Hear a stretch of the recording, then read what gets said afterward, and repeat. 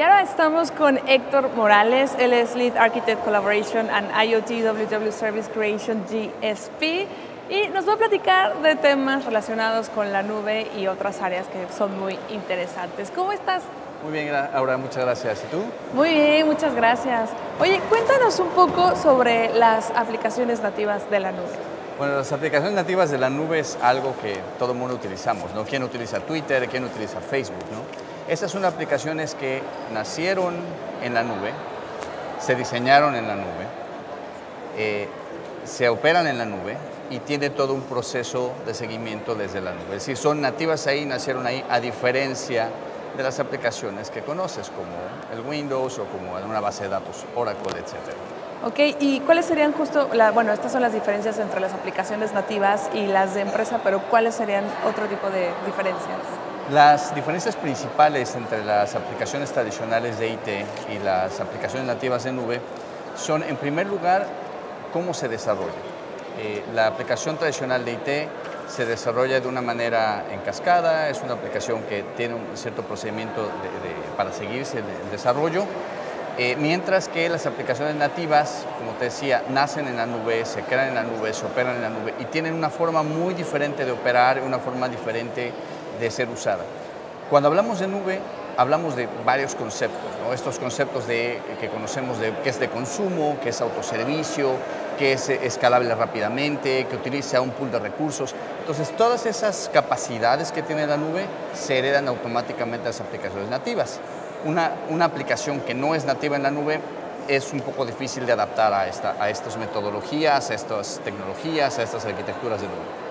Justamente por cuestión de arquitectura son totalmente opuestas, bueno, me imagino que son totalmente opuestas en diseño. ¿Y cómo se puede lograr esta adaptación o se recrean totalmente?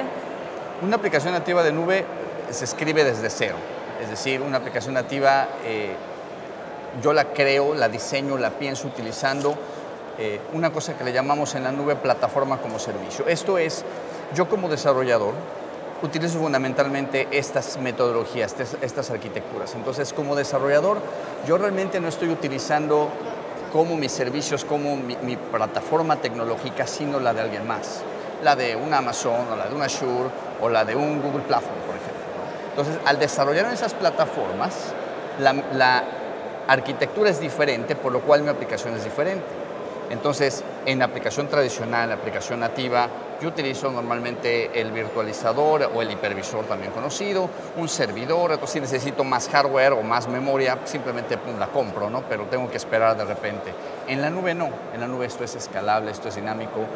La aplicación va creciendo, automáticamente la nube la va adaptando a través de esta arquitectura. ¿Y qué nos puedes platicar de la integración? Que se dé la integración continua, la implementación. Este es otro factor que ha influido mucho en las aplicaciones nativas.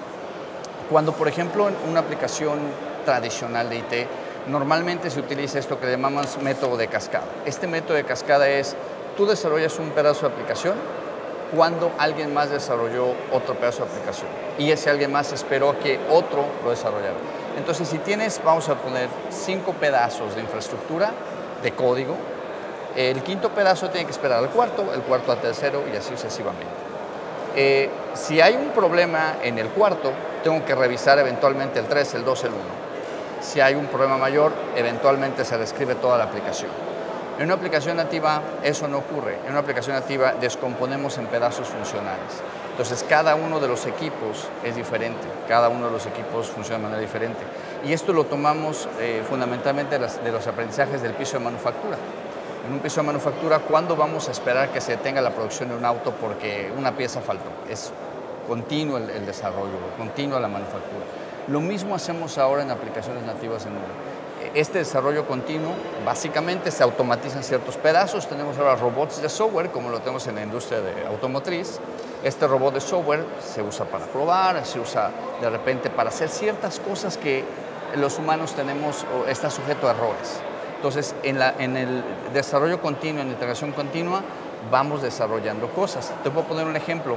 La nube de Amazon, llegan a haber ocasiones que producimos aplicaciones 7, 8 o 9 veces al día. Entonces, nosotros no nos damos cuenta que eso ocurre. por ejemplo, Facebook. En Facebook de repente el lunes aparece una cosa nueva. Bueno, ese es un buen ejemplo. Nosotros no nos damos cuenta porque el fin de semana hubo una adaptación, a lo mejor a un pedazo de la aplicación, a un microservicio, como se le llama.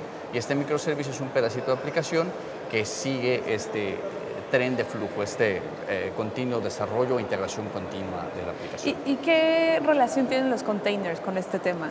Esa es la otra parte que los desarrolladores a lo largo del tiempo se empezaron a dar cuenta de que cuando empiezo a automatizar, empiezo yo a crear todo este tren de desarrollo, de repente hacía falta una parte que era la integración de la infraestructura. Es decir, bueno, si ya tengo una plataforma y yo quiero a lo mejor crear un pedazo de hardware diferente a otro pedazo de hardware virtualmente, porque mi microservicio, que a lo mejor la plataforma web, el que recibe todos los requerimientos, tiene que crecer dinámicamente y tiene que crecer de acuerdo a cómo es la carga.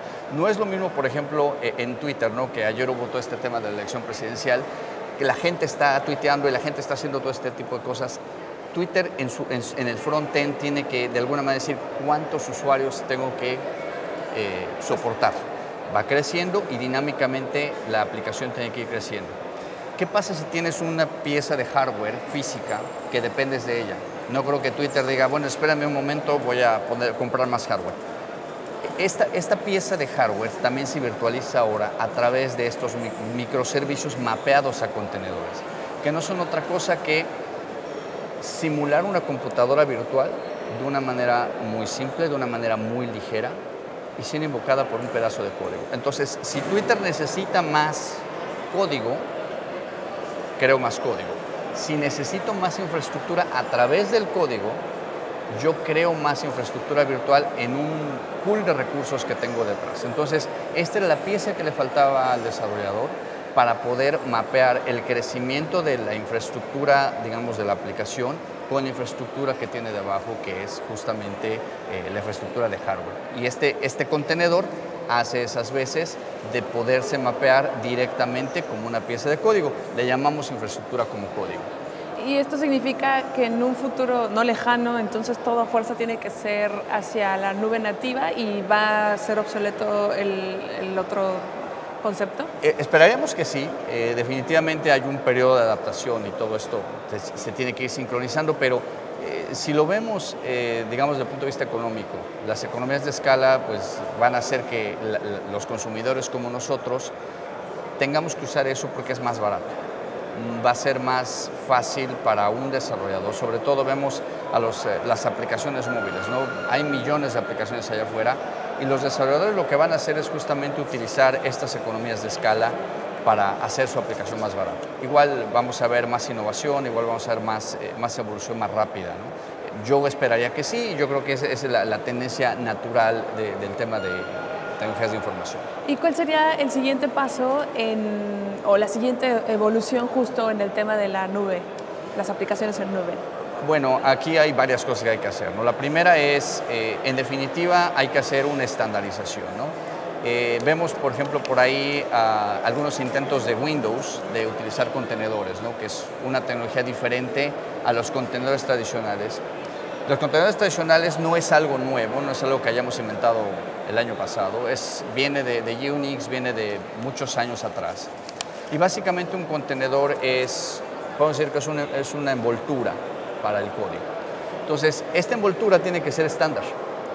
Entonces, no es lo mismo utilizar Linux que utilizar Windows. Y si yo tengo dos diferentes sistemas operativos, ¿cómo puedo hacer que una aplicación que es nativa en Windows ahora la pueda utilizar en Linux, por ejemplo, ¿no? Entonces, es estandarización. Tengo que estandarizar. La otra cosa encima que es el manejador de los contenedores. Tiene que haber un árbitro, digamos. Alguien que esté gestando todos estos contenedores y que se vayan creando de una manera, digamos, ordenada. Y sobre todo que como debajo hay estructura física, alguien tiene que decir, bueno, ya no puedo crecer más en esta infraestructura física, tengo que utilizar otra pieza de hardware diferente. Entonces, esa estandarización también del manejador la industria lo tiene que estandarizar, tenemos que llegar ahí. Entonces hay muchas versiones. Por un lado, contenedores Docker, tenemos que esperar contenedores Docker soportando Windows, además de Linux, y tenemos manejadores, ¿no? Como Docker Swarm, por ejemplo, o tenemos Mesos de Apache, o tenemos Kubernetes de Google. Entonces, tenemos que estandarizar. Hay intentos de la industria, hay una fundación que es el Cloud Native Application Foundation, que justamente lo que pretende es eso, estandarizar estas piezas que están debajo. ¿Y cómo puede ayudar a Cisco a que se logre toda esta integración hacia la innovación a través de sus clientes? Bueno, Cisco tiene un stack completo para todo este tipo de aplicaciones nativas. Lo que estamos haciendo en Cisco es, no solo tenemos las piezas de hardware, los UCS, los Nexus, soluciones integradas con OpenStack, por ejemplo, con Red Hat, pero estamos agregando piezas encima del rompecabezas, sobre todo para aquellas empresas que de alguna manera estén buscando migrar sus aplicaciones tradicionales de IT a aplicaciones nativas, por las economías de escala que habíamos hablado hace un rato.